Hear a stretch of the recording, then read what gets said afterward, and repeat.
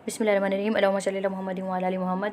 Dear students, आज हमारा topic है प्रोसेस ऑफ लेसन प्लानिंग। ये जब हमने लेसन प्लान करना है तो किन चीज़ों को मद्देनज़र रखना है, अहम पॉइंट्स को मैंने हाईलाइट किया, आप इन्हीं को देखें। Objectives for the student learning. तो सबसे पहले टीचर ने देखना है कि आज जो मैं टॉपिक पढ़ाने जा रहा हूँ उसका क्या मकसद है, मैं क्या क्या उसमें चाहता हूँ कि बच्चे सीखें। मिसाल के तौर पर मैंने आज एक पैराग्राफ बच्चों को इंग्लिश का लेसन पढ़ाना है, तो मैं ये कहती हूँ कि मैं चाहती हूँ कि बच्चे इंग्लिश की रीडिंग भी करनी आ जाए, उनको आज स्पेलिंग भी आ जाए, और उसमें जितनी भी वर्ब्स आएंगी मैं उनको भी बच्चों को सिखाना चाहती हूँ।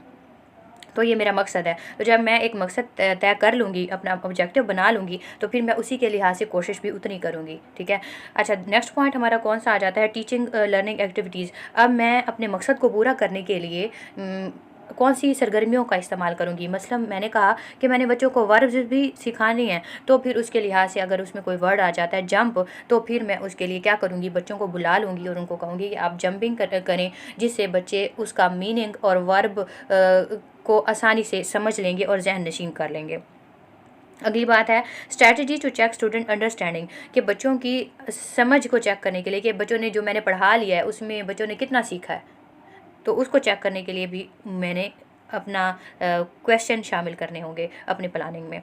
ठीक है। अगली इसी से रिलेटेड एक डायग्राम है, इन्हीं 3 पॉइंट्स को डायग्राम में बनाया गया है। ये पहला पॉइंट है, what do I want student to learn. ये इसका मतलब है ऑब्जेक्टिव, यानी कि मैं क्या चाहता हूँ कि बच्चे आज क्या सीखें। दूसरा पॉइंट है, what teaching and learning activities I use. मैं कौन सी टीचिंग की एक्टिविटीज़ यूज़ करूँगा। जैसे मैंने कहा कि मैं जंपिंग करवाऊँगी, या बच्चों को व्हाइट बोर्ड पे बुला लूँगी, वर्ब लिख दूँगी, कहूँगी इसका मतलब लिखें, या मैं बच्चों से कहूँगी कि आप जो है एक दूसरे के साथ ग्रुप में बैठ के काम करें। ठीक है, ये एक्टिविटीज़ हैं। तीसरा है कि how will I check for understanding, कि किस तरह मुझे पता चलेगा जो मैंने आज पढ़ाया है बच्चे सीखें, बच्चों ने उनको समझ भी लिया है या नहीं समझा, या ऐसे ही मैं पढ़ा रही हूँ उन पे कोई असर ही नहीं, उन्हें कोई समझ ही नहीं आ रही। तो इसके लिए मैं क्या करूँगी, क्वेश्चनिंग करूँगी। तो ये 3 जो चीज़ें हैं ये लेसन प्लानिंग की इंपॉर्टेंट हैं कंपोनेंट्स।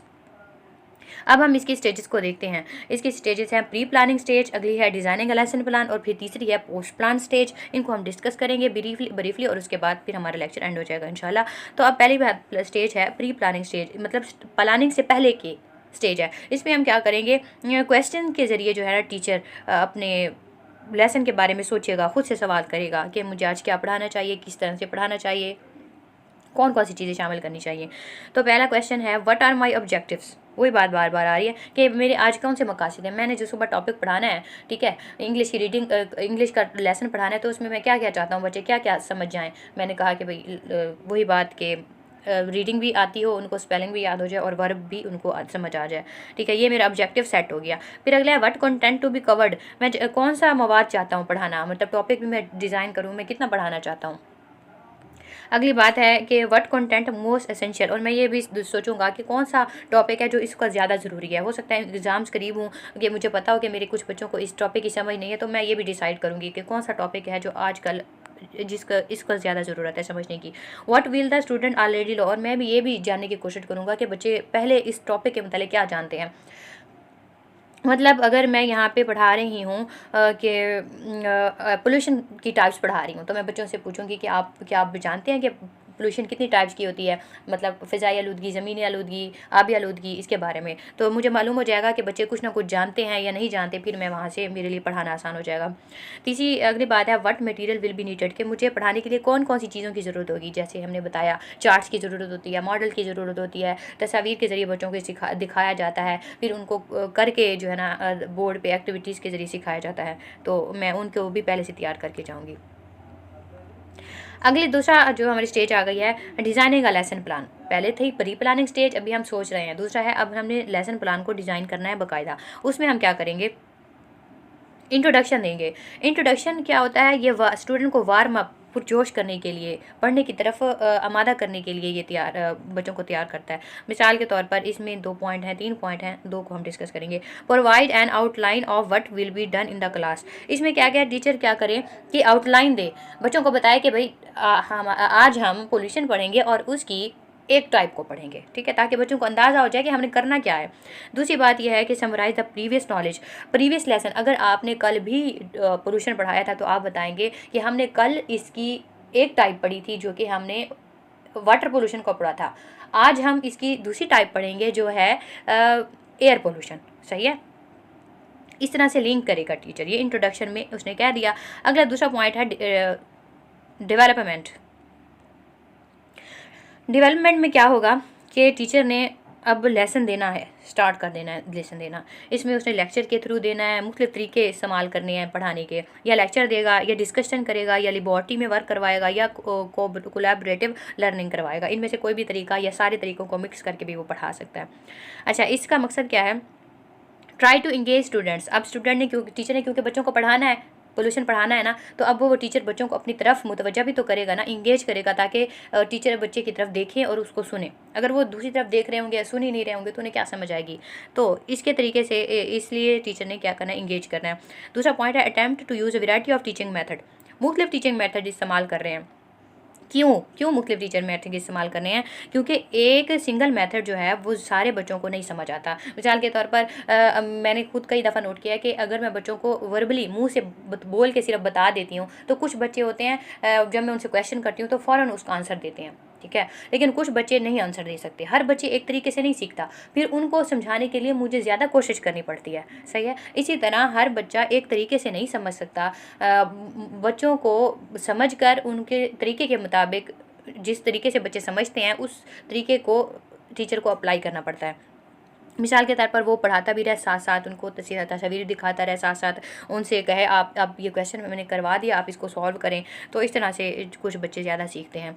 अच्छा जी, अगली बात क्या है कि असेसमेंट का मतलब है कि बच्चों की देखना कि उन्हें कितना आया है लेसन के दौरान ही। जैसे हमारे टीचर्स भी करते थे, पढ़ाते पढ़ाते हमसे पूछना शुरू कर देते थे, हाँ भाई अब तक हमने क्या पढ़ा है?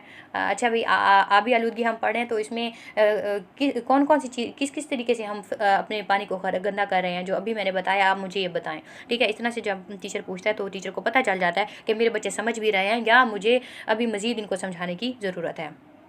नेक्स्ट है कंक्लूजन का मतलब है कि अब हमने एंड करना है, जो हमने पढ़ा लिया उसके बाद हमने एंड कैसे करना है जी? Tell them once again what they would learn. जो भी उन्होंने पढ़ा है आज टीचर ने, जो भी बच्चों को पढ़ाया पोल्यूशन के बारे में, उनको एक दफ़ा फिर बताएं, समराइज़ करके बताएं कि डियर स्टूडेंट्स आज हमने पोल्यूशन पढ़ा और इसकी एक टाइप जो कि वाटर पोल्यूशन है उसको डिस्कस किया है, ठीक है, और उसके अहम पॉइंट्स को बताएं। आस्क फॉर क्वेश्चंस, फिर टीचर ने क्वेश्चन के लिए पूछना है लास्ट फ्यू मिनट्स, यानी कि आखिरी जो टीचर पढ़ाने के बाद लास्ट जो टाइम थोड़ा सा बचता है उस टाइम टीचर बच्चों से क्वेश्चन पूछे ताकि टीचर को अंदाज़ा हो जाए इन्हें आए हैं या नहीं, इन्हें समझ आई या नहीं आई। अगला है summarize main points and explain how they relate, ठीक है, मेन पॉइंट्स को समराइज करेगा, अहम पॉइंट को वाइट बोर्ड पर लिख देगा ताकि बच्चों के जहन में ज़्यादा फिक्स रहे वो चीज़।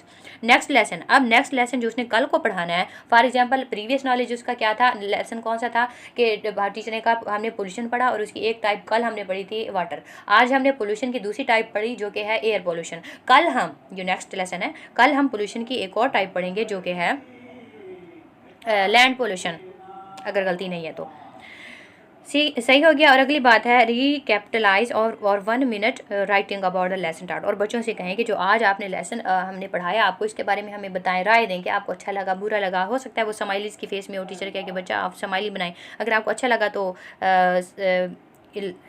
ऐसे वाली स्माइली बनाएं, अगर आपको अच्छा नहीं लगा तो ऐसे वाली स्माइली बनाएं, ठीक है। अहम बात आपने देखनी है विदाउट पुटिंग देयर नेम, कि बच्चे अपना नाम नहीं लिखेंगे। अगर बच्चे अपना नाम लिखेंगे ना, आप उनको कहें बच्चे नाम लिखें तो वो ना फिर सही राय नहीं देंगे। अगर उनको समझ नहीं आया तो फिर भी वो कहते रहेंगे हाँ हमें समझ आया है, क्योंकि वो डरते हैं कि जब हमारा नाम टीचर के पास जाएगा तो टीचर क्या कहेगा, सही है। तो आपने कहना नाम नहीं लिखेंगे, इस तरह टीचर को नहीं मालूम कि किस बच्चे ने क्या लिखा है, ताकि वो ईमानदारी से अपनी फीलिंग्स बयान करें, हमें समझ आया या नहीं आया। लास्ट स्टेज है post planning stage. Post planning stage यानी कि प्लानिंग के बाद की स्टेज है। इसमें टीचर क्या करेगा कि teachers lesson planning process should take into consideration the need to assess why whether student have learn. अब इसमें टीचर जानने की कोशिश करेगा कि क्या जो मैंने पढ़ाया है एक्चुअल में बच्चे सीख गए या नहीं सीख गए। इसके लिए टीचर क्वेश्चन कर सकता है और बच्चों से भी राय ले सकता है। और दूसरी अहम बात जो इसमें है कि होमवर्क टीचर असाइन करेगा पोस्ट प्लानिंग स्टेज में, तो होमवर्क असाइन करेगा और बच्चे फिर जो है कल को वो होमवर्क करके आएंगे। तो ये क्या था लेसन प्लानिंग का उसका प्रोसेस था, जिसमें हम 3 स्टेज को डिस्कस किया, pre planning stage, designing a lesson plan और पोस्ट प्लानिंग स्टेज। उम्मीद है आपको ये पसंद आया होगा, अच्छा लगा होगा। नेक्स्ट हम किसी और टॉपिक की नेक्स्ट जो हमारा टॉपिक है उसकी वीडियो के साथ हाजिर होंगे। तब तक के लिए अल्लाह हाफ़िज़।